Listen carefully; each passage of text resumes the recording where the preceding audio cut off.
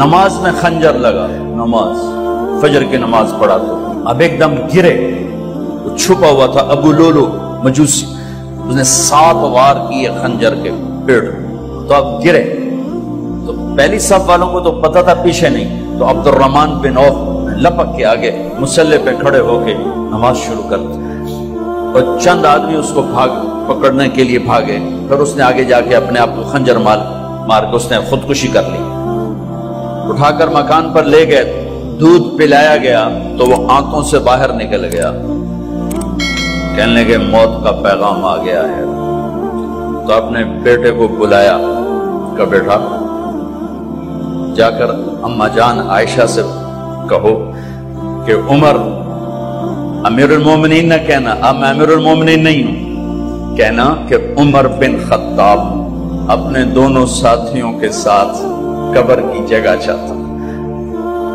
اگر مجھے اجازت مل جائے تو مجھے وہاں دفن کرنا، اگر اجازت نہ ملے تو مجھے عام قبرستان میں دفن کر دیں۔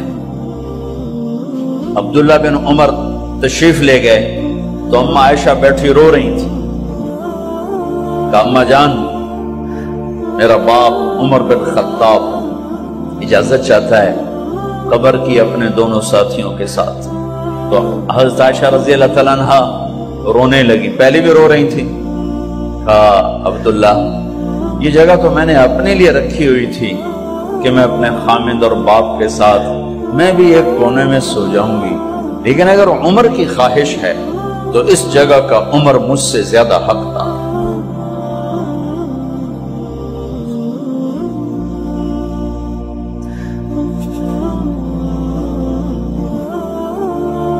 بیٹے نے آ کر کہا ابا جان مبارک ہو، اجازت ہو گئی، کہا بیٹا ہو گئی، لیکن جب میری میت اٹھاؤ تو دروازے پر جا کر رکھنا اور ایک دفعہ دوبارہ پوچھنا، ہو سکتا ہے میرے شرم میں اجازت دی ہو اور میرے مرنے کے بعد انکار فرما دیں، تو ایک دفعہ دوبارہ پوچھنا، اس وقت بھی اجازت ملے تو پھر لے جانا ورنہ واپس لے جانا۔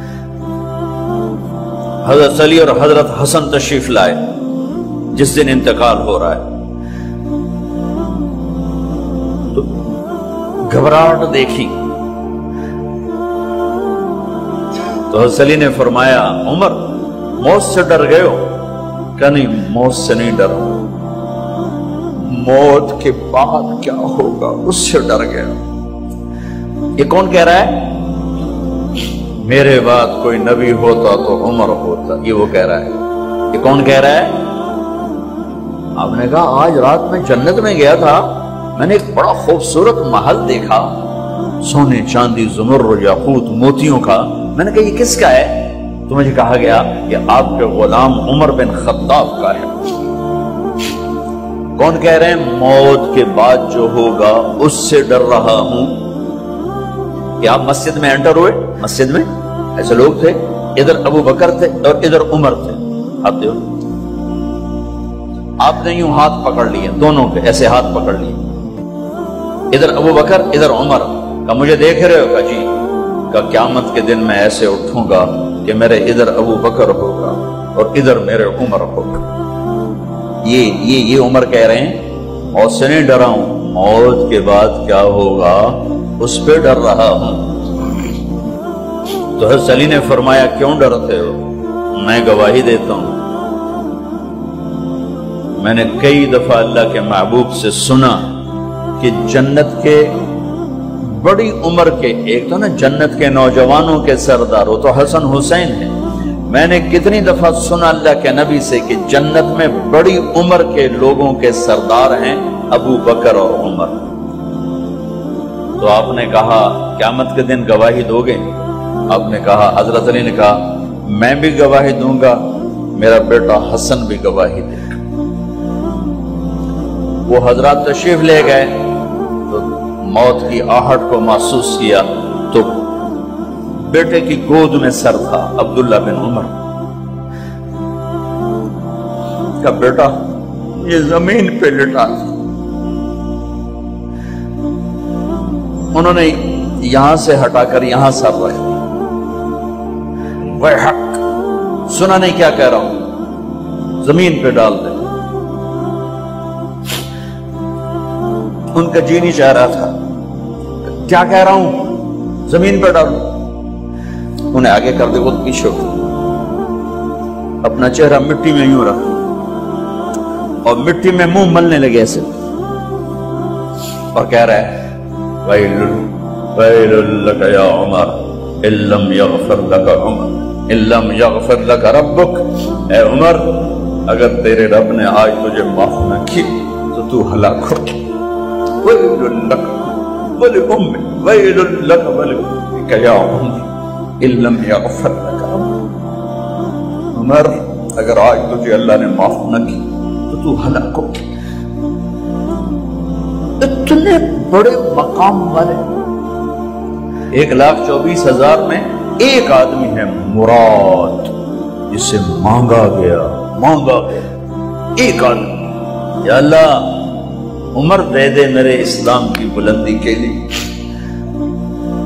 وہ کہہ رہے ہیں وَيْلٌ لَكَ يَا عُمَرَ إِن لَّمْ يَغْفِرْ لَكَ رَبُّكَ.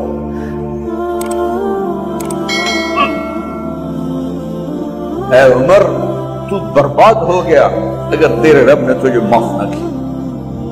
یہ کہتے کہتے جان نکل گئی. صہیب رضی اللہ عنہ نے آپ نے وصیت فرمائی تھی میرا جنازہ صہیب پڑھائے. رومی جنازہ پڑھایا گیا,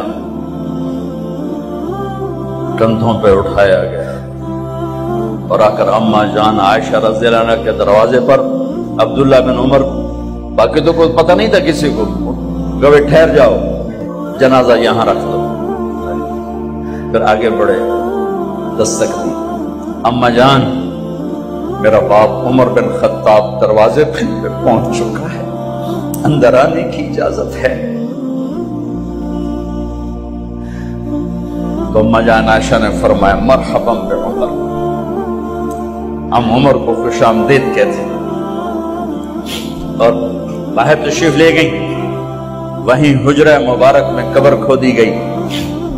عبداللہ بن عباس فرماتے ہیں کہ میرے کندھے پر کسی نے ہاتھ رکھا تو میں نے یوں پیچھے مڑ کے دیکھا تو جناب امام المتقین حضرت علی کھڑے ہوئے رو رہے تھے اور فرما رہے تھے عمر مجھے پتا تھا تیرے سوا یہاں کوئی نہیں آ سکتا, مجھے پتا تھا یہاں تو ہی آئے گا اور کوئی نہیں آ سکتا, چونکہ میں نے ہزاروں دفعہ سنا خرجت انا و ابو بکر و عمر دخلت انا و ابو بکر و عمر. میں نے ہزاروں دفعہ اپنے نبی کی زبان سے سنا میں اور ابو بکر عمر گئے تھے, میں اور ابو بکر عمر آئے تھے, میں اور ابو بکر عمر اندر گئے تھے, میں اور ابو بکر عمر باہر گئے تھے. میں نے اپنے نبی کے نام کے ساتھ تجھے اور ابو بکر کو اتنا سنا ہے کہ کسی کو نہیں سنا, لہذا مجھے پتا تھا تو اسی جگہ پہ آئے گا, تیری یہی جگہ ہے. میرے بھائی بہنوں, یہ وہ لوگ ہیں جنہوں نے رضی اللہ عنہ کا ٹائٹل جیتا اور پھر روتے روتے مر گئے. مجھے کیا خبر کیا ہونے والی, اب کو کیا خبر کیا ہونے والی. بے شک میرا رب رحیم ہے, اس کے رحم کے تو فیلی کام بنے گا. کیڑیاں تقریراں تے کیڑے علم, کیڑیاں نمازاں تے کیڑیاں سجدہ, کم تو اس کی رحمت پر بنے گا, پر یہ اعمال اس کی رحمت کو لینے کا راستہ ہے. یہ بھی ٹھیک نہیں ہے کہ اللہ غفور الرحیم ہے آپ ہی معاف کرے گا. یہ یزید اور حسین کو برابر تو نہ کرے. آل رسول کی بوٹی بوٹی نوچ دی جائے اس کی رضا کو ڈھونڈنے کے لیے.